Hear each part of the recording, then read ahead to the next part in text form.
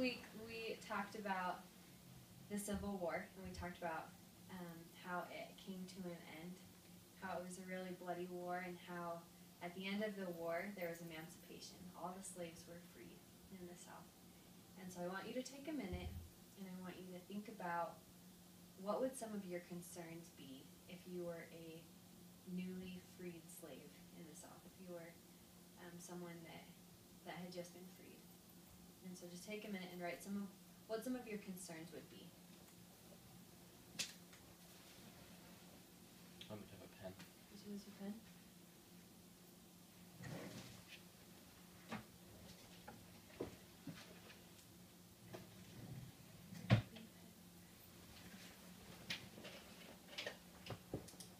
Here you go. Okay. Yeah. Just take a minute and write that.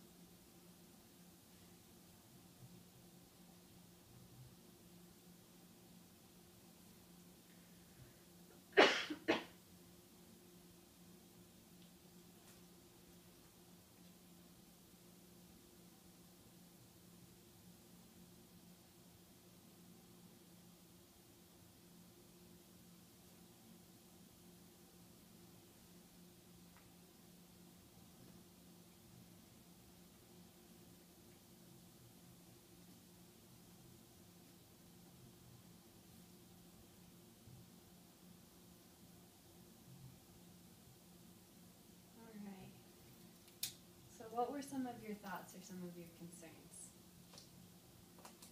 You go first. Okay. So my first thought was they have nothing, so they have to start lives. And so, I mean, that's kind of a big deal. And on top of that, they're not very educated. All they know how to do is manual labor. So they're just starting over from basically nothing, and there's probably not very many opportunities for them either. Yeah. Yeah, that's a good concern, just about, where you're going to live and what you're going to have. I like that a lot. What do you think, Cameron? I got those two, and I thought like work as well, which is kind of the same thing. And then what rights do I have? Like, can I just leave the state? What am I allowed to do? And then maybe protection. I don't know if there was any kind of like Southerners that were still mad at them, still angry. Who knows? Yeah, exactly. I love that you brought up rights and just kind of thinking what your rights are, because we know when we studied slavery that there was all these laws in place about what slaves could and couldn't do. So today we're going to talk about new legislation that was created, new laws that were created, and how they helped the slaves and how some of them didn't help the slaves. And we're going to talk about a period called Reconstruction. And to start talking about Reconstruction, we're going to watch a little video.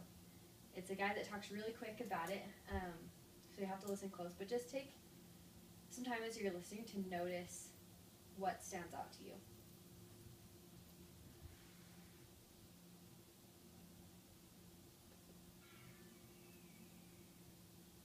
So after the Civil War ended, the United States had to reintegrate both a formerly slave population and a formerly rebellious population back into the country, which is a challenge that we might have met, except Abraham Lincoln was assassinated and we were left with Andrew, I am the third worst president ever, Johnson. I'm sorry, Abe, but you don't get to be in the show anymore. So Lincoln's whole post-war idea was to facilitate reunion and reconciliation, and Andrew Johnson's guiding Reconstruction principle was that the South never had a right to secede in the first place. Also, because he was himself a Southerner, he resented all the elites in the South who had snubbed him, and he was also a racist who didn't think that blacks should have any role in Reconstruction. Try that dumb. So between 1865 and 1867, the so-called period of presidential Reconstruction, Johnson appointed provisional governors and ordered them to call state conventions to establish new, all-white governments. And in their 100% whiteness and oppression of former slaves, those new governments looked suspiciously like the old Confederate governments they had replaced. And what was changing for the former slaves? Well, in some ways, a lot, like Fisk and Howard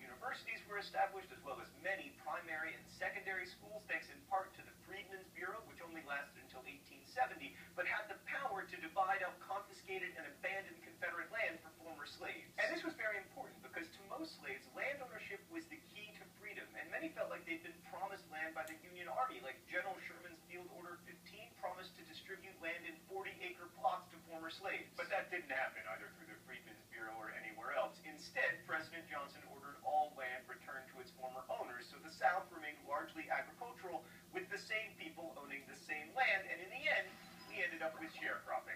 Let's go to the thought bubble. The system of sharecropping replaced slavery in many places throughout the South. Landowners would provide housing to the sharecroppers. No, thought bubble, not quite that nice. There you go. Also tools and seed, and then the sharecroppers received, get this, a share of their crop, usually between a third and a half, with the price for that harvest often set by the landowner. Free blacks got to control their work, and plantation owners got a steady workforce that couldn't easily leave because they had little opportunity to save money and make the big capital investments in, like, land or tools. By the late 1860s, poor white farmers were sharecropping as well. In fact, by the Great Depression, most sharecroppers were white. And while sharecropping certainly wasn't slavery, it did result in a quasi-serfdom that tied workers to land they didn't own, more or less the opposite of Jefferson's ideal of the small, independent farmer. So the Republicans in Congress weren't happy that this reconstructed South looked so much like the pre-Civil War South, so they took the lead in Reconstruction after 1867. Radical Republicans felt the war had been fought for equal rights and wanted to see the powers of the national government expanded. Few were as radical as Thaddeus Tommy Lee Jones Stevens, who wanted to take away land from the Southern planters and give it to the former slaves. But rank-and-file Republicans were radical enough to pass the Civil Rights Bill, which defined persons born in the United States as citizens and established nationwide equality before the law, regardless of race. Andrew Johnson immediately vetoed the law, claiming that trying to protect the rights of African Americans amounted to discrimination against white people, which so infuriated Republicans that Congress did something it had never done before in all of American history. They overrode the presidential veto with a 2/3 majority, and the Civil Rights Act became law. So then Congress really had its dander up and decided to amend the Constitution with the 14th Amendment, which defines citizenship, guarantees equal protection, and extends the rights in the Bill of Rights to all the states, sort of. The amendment had almost no Democratic support, but it also didn't need any, because there were almost no Democrats in Congress on account of how Congress had refused to seat the representatives from the new all-white governments that Johnson supported. And that's how we got the 14th Amendment, arguably the most important in the whole Constitution. Thanks, Thought Bubble. Oh, straight to the mystery? So what were some things that stood out to you about Reconstruction? Well, it didn't really change anything. Yeah, at first. When it was presidential Yeah. Reconstruction, it seemed to look very similar. Yeah, no one really knew what to do, it seems like, so it just kind of went back to the way it was before. So there's two big things in here at the beginning that I thought were really important. Do you remember what the two things it talked about that were like the two goals or the two purposes of Reconstruction? It's okay if you don't. He talked really quick. But what the two goals were was, one was to integrate all of the newly freed slaves into society as freemen, and also to integrate all of those that had rebelled against the Union back into the Union. So it's trying to deal with both of those opposing ideas and trying to put them together, trying to reconstruct society. And so as part of this, you had that period of presidential Reconstruction where a lot didn't seem to change. There was sharecropping. It didn't seem to work very well.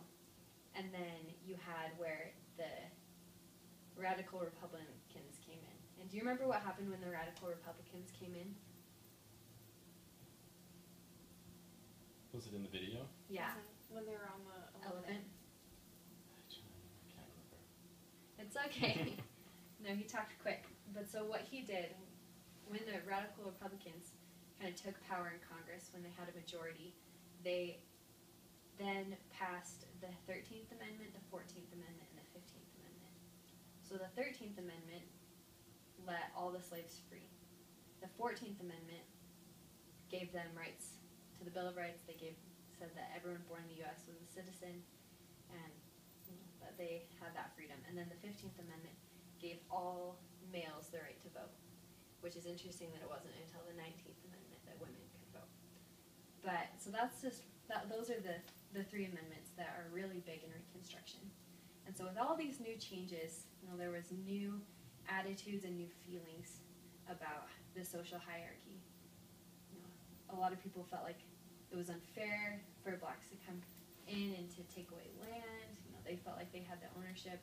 A lot of blacks felt like it was unfair that the whites were still in power and that they were still being mistreated, and that in a lot of times they couldn't exercise their votes. So we're going to analyze some political cartoons and try to figure out what these feelings are. So for the first political cartoon, we're going to talk about this one. And I'm going to go through it with you guys. So if you look at this image, the first thing I notice is how it says emancipation up here. And what we're looking for is trying to figure out whether they were for Reconstruction or against it.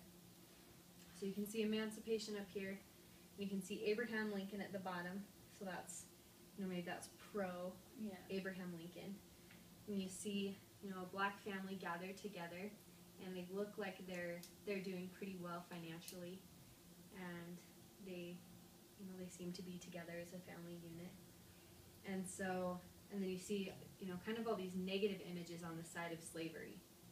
So to me, I would look at this and I would say, they're probably pro Reconstruction. They, focus on having black rights and, African Americans having more freedoms, and they focus on this goal of emancipation. And so next, you two as a group are going to go through this political cartoon, and I want you just to kind of go through first what you notice, and then to figure out if you think it's pro-Reconstruction or anti-Reconstruction, and then give me 2 reasons why. So what are some things that you notice in this? Well, is he a monkey? The black man there?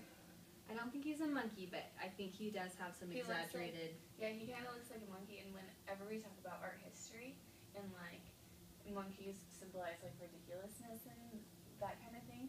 I mean, that was the first thing that I thought of, just because that's a lot of what I'm learning in my classes. Yeah. And then tied to the top, just the word at the top, to keep the Negro in idleness at the expense of the white man. I don't think that they really like the Reconstruction. Yeah. What do you notice, Cameron? I think she got it all. She got all the good ones. I'm trying to decide what that little capital thing means right there. Yeah, I think it's the Capitol building, and above it says Freedmen's Bureau, which they were a big part of the Reconstruction movement. Yeah. Yeah, I think that's pretty much it. It looks like they're very Reconstruction. Yeah, or very anti-support the blacks. I don't know. Yeah, yeah. Yeah, and it shows a white man working over here. Yeah, those are all really good. One thing that I really liked about this cartoon, you kind of brought up the words on top, but it says, twice vetoed by the president and made law by Congress. Support Congress and you support the Negro. Sustain the president and you protect the white man. And so that's kind of referring to Reconstruction as a whole, that the president tried to stop it, but the radical Republicans passed it. And so I think you guys really hit the nail on the head by saying this is anti. It definitely is anti-Reconstruction. And so today when you all go home for homework, I'm going to send you home with another political cartoon. And so you're going to go through and, kind of first write some of the reasons that you notice, just the first things you notice, and then I want you to write down whether you see that it's anti-Reconstruction or pro-Reconstruction, and then give 2 reasons, why they say that Reconstruction is either good or bad. So, yeah, that's what you can do as homework tonight. Do you have any questions about Reconstruction or about the assignment before you guys go? Nope, I think we're set. All right. Well, there you go. It was a great class.